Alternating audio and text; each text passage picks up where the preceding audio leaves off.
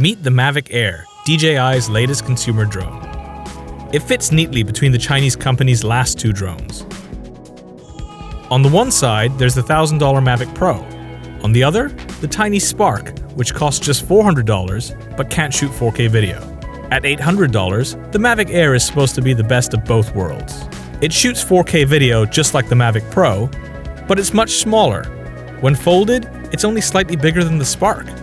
So how does DJI's newest drone compare to its predecessors? I was really impressed with the visuals from the Mavic Air.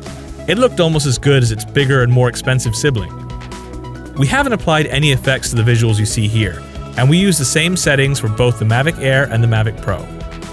But in trying to make all things equal, we came across a big difference.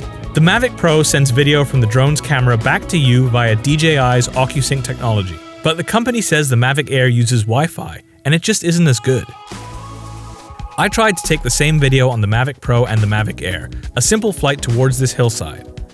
While the Pro completed the flight without any trouble, the Air said it encountered interference, lost signal entirely, and returned home. This was an extreme example, but overall I noticed the images on the Mavic Air's remote simply weren't as stable as the Mavic Pro's. When it did not encounter any interference, I was very impressed with the Mavic Air's range. I flew it as far as I could over the water, and it went almost 2.5 kilometers before the signal dropped. I repeated the test from the same spot with the Mavic Pro, and it went almost exactly the same distance. Less impressive is the new drone's battery life. The Mavic Air consistently gave me just 15 minutes of flying, while the Pro lasted around 21 minutes. Unlike the Mavic Pro, the Mavic Air remote does not have a built-in screen. This didn't matter much to me.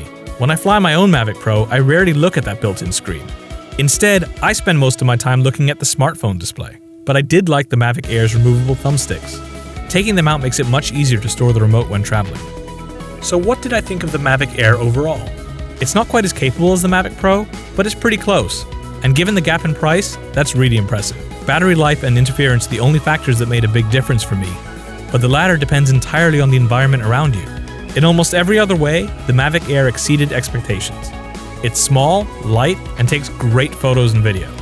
$800 is a lot of money, but the Mavic Air is worth it.